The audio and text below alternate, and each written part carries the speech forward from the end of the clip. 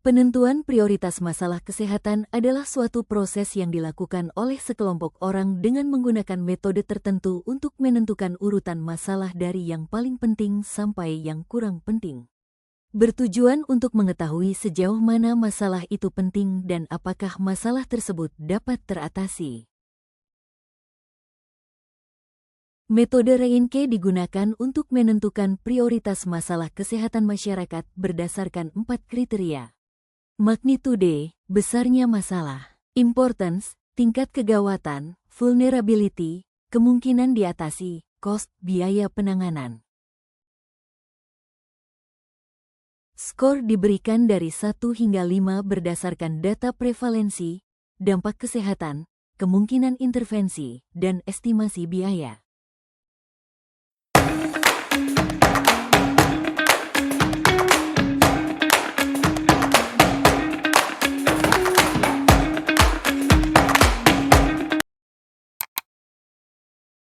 Pertama, susun daftar semua masalah yang ditemukan dari data, misalnya Riskesdas, survei, laporan puskesmas. Seperti contoh dalam video. 1. Angka kematian ibu per 346 per 100.000 kelahiran hidup, 2010. 2. Angka kematian bayi 32 per 1.000 kelahiran hidup. 3. Prevalensi kekurangan gizi, underweight, pada anak balita 19,6%, 2013. 4. Prevalensi tuberkulosis, TB, 297 per 100.000 penduduk, 2013. 5. Prevalensi HIV 0,46%, 2013. 6. Prevalensi tekanan darah tinggi 25,8%, 2013. 7.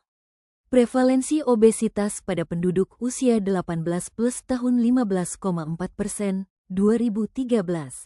8. Prevalensi merokok penduduk usia kurang dari 18 tahun 7,2%, 2013.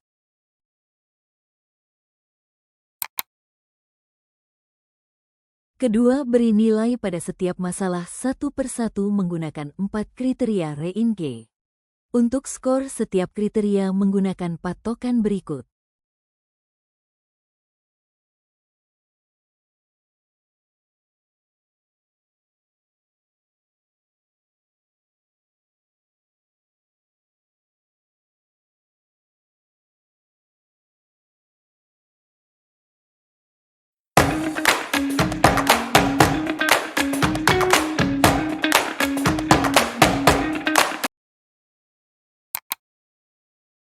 Satu. Angka kematian ibu, AKI, datanya menunjukkan bahwa pada tahun 2010 terdapat 346 kematian ibu per 100.000 kelahiran hidup.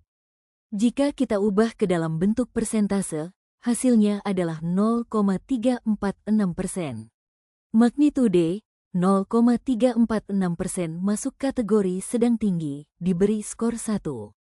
Karena angkanya di bawah 1%, maka masuk kategori sangat rendah, jadi diberi skor 1. Importance, mortalitas tinggi, sangat penting, skor 5. AKI termasuk masalah yang sangat serius karena berkaitan langsung dengan kematian, jadi diberi skor 5. Vulnerability, bisa dicegah dengan intervensi seperti ANC, skor 3. Masalah ini masih bisa dicegah, misalnya dengan pemeriksaan kehamilan rutin, ANC, dan pelayanan kesehatan yang baik. Maka skornya 3. Cost, biaya tinggi, skor 2. Penanganan AKI biasanya memerlukan biaya tinggi, seperti persalinan di fasilitas kesehatan, jadi diberi skor 2. Total skor sama dengan 1 plus 5 plus 3 plus 2 sama dengan 11. Datanya menunjukkan bahwa pada tahun 2010 terdapat 32 kematian bayi per 1.000 kelahiran hidup, yang jika diubah ke dalam persen menjadi 3,2%. Magnitude, karena 3,2% masuk dalam kategori rendah, maka diberi skor 2. Importance, sama seperti AKI, ini juga menyangkut kematian, jadi tingkat kegawatannya tinggi, dan diberi skor 5. Vulnerability, AKB masih bisa dicegah, misalnya dengan perawatan neonatal atau pemantauan bayi baru lahir. Karena itu, skornya 4.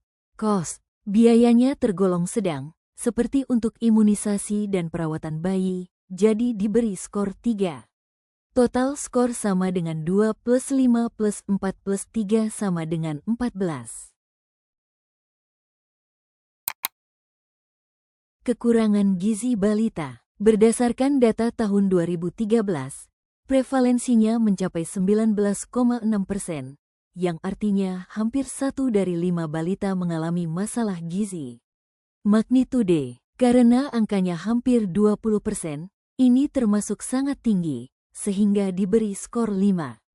Importance, kekurangan gizi memiliki dampak jangka panjang, seperti pertumbuhan yang terhambat dan risiko penyakit di masa depan, jadi skor 5. Vulnerability, masalah ini masih bisa dicegah, misalnya dengan pemberian makanan tambahan, PMT, dan edukasi gizi kepada orang tua. Maka skornya 4. Cost, biayanya tidak terlalu mahal, masih dalam kategori sedang, sehingga mendapat skor 3. Total skor sama dengan 5 plus 5 plus 4 plus 3 sama dengan 17. 4. Tuberkulosis, TB, data menunjukkan bahwa pada tahun tertentu terdapat 297 kasus TB per 100.000 penduduk, yang jika diubah menjadi persentase adalah 0,297%. Magnitude, karena angkanya di bawah 1%, maka termasuk kategori sangat rendah, dan diberi skor 1. Importance, TB adalah penyakit menular dan kronis, bahkan bisa menyebabkan kematian jika tidak ditangani. Maka, skornya adalah 5. Vulnerability, TB masih bisa diobati secara efektif dengan program seperti DOTS, Directly Observed Treatment Short Course, jadi skornya 3. Cost, biaya pengobatannya tergolong tinggi, terutama jika pasien perlu pengobatan jangka panjang. Maka diberi skor 2. Total skor sama dengan 1 plus 5 plus 3 plus 2 sama dengan 11. 5. HIV. Berdasarkan data tahun 2013, prevalensinya di Indonesia adalah 0,46%, atau kurang dari 1% dari total populasi. Magnitude, karena prevalensinya hanya 0,46%, maka ini termasuk sangat rendah, dan mendapat skor 1. Importance, walaupun angkanya kecil, HIV adalah penyakit mematikan yang belum bisa disembuhkan, hanya dikontrol.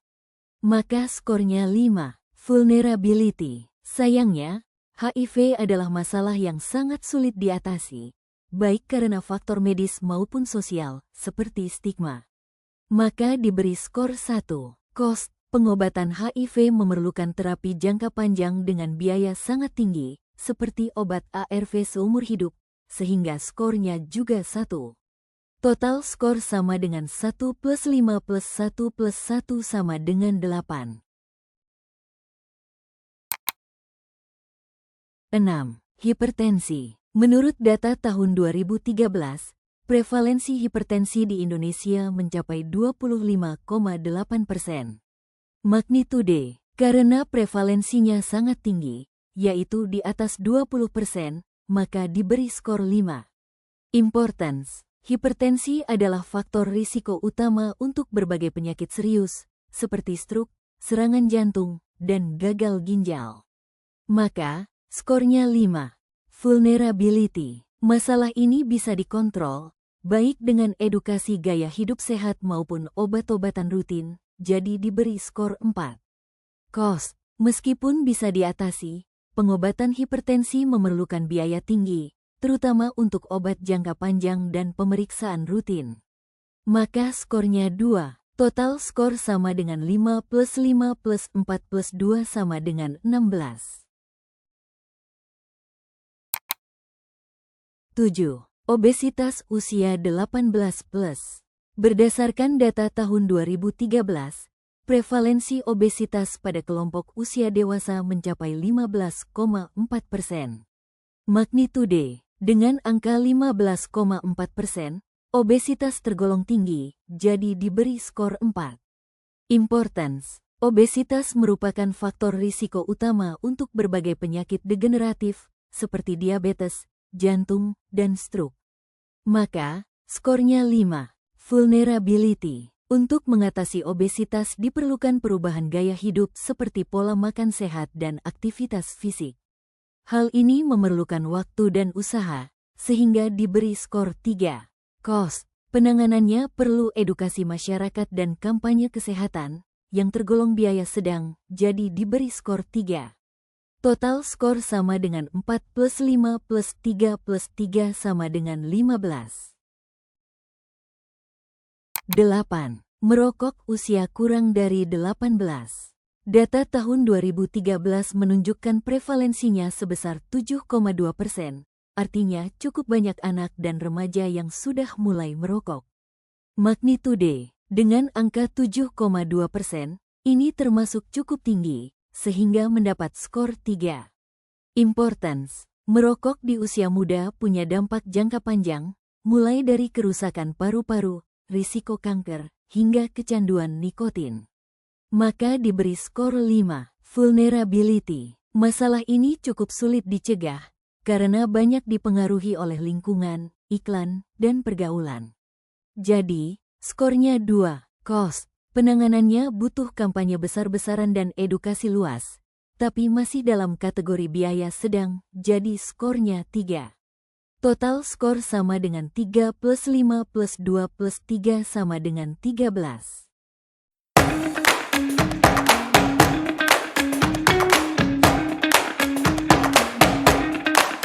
Setelah kita scoring setiap masalah, selanjutnya kita masukkan ke dalam tabel. Tabel ini adalah alat bantu analisis yang sistematis untuk menentukan prioritas masalah kesehatan masyarakat dengan menggunakan skor pada kriteria magnitude, importance, vulnerability, dan cost, sehingga program kesehatan dapat difokuskan pada masalah yang paling mendesak dan efektif untuk diatasi.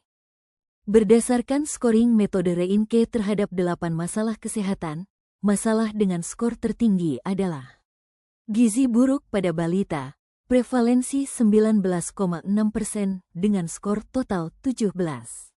Masalah ini menjadi prioritas karena memiliki prevalensi tinggi, dampak kesehatan serius, kemungkinan intervensi cukup besar, dan biaya penanganannya tidak terlalu tinggi. Fishbone. Tingginya prevalensi kekurangan gizi underweight pada anak balita. Yang pertama ada measure atau pengukuran, yaitu status gizi anak tidak dimonitor secara rutin hanya saat posyandu aktif. Yang kedua, data tidak dicatat atau tidak dilaporkan ke sistem pusat. Yang ketiga, evaluasi status gizi tidak tepat waktu. Yang terakhir, pengukuran BB dan TB tidak dilakukan secara benar. Berikutnya ada metode. Yang pertama, prosedur pemantauan tumbuh kembang tidak dilakukan secara berkala. Kedua, tidak adanya panduan gizi praktis untuk masyarakat awam. Yang ketiga, penyuluhan gizi belum menyeluruh. Yang terakhir, tidak semua balita mendapatkan pemantauan pertumbuhan rutin. Yang ketiga ada mesin atau mesin, yaitu alat pemantauan gizi manual dan tidak terintegrasi. Terakhir, peralatan antropometri kurang terkalibrasi atau tidak sesuai standar WHO.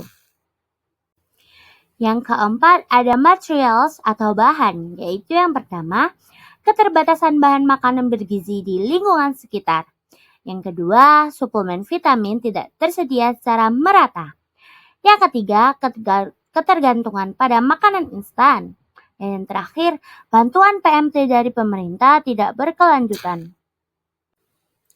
Yang kelima ada peopleman atau manusia, yaitu yang pertama, pengetahuan orang tua rendah tentang gizi. Kedua, kurangnya tenaga gizi di puskesmas. Ketiga, kader tidak aktif atau kurang pelatihan.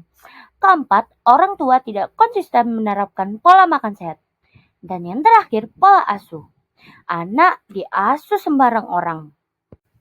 Yang terakhir ada environment atau lingkungan, yaitu yang pertama tingginya angka kemiskinan. 2. Lingkungan rumah tidak sehat. 3. Kurangnya akses air bersih. Keempat, terbatasnya akses ke fasilitas sekolah. Yang kelima, tidak ada edukasi atau promosi gizi di media digital.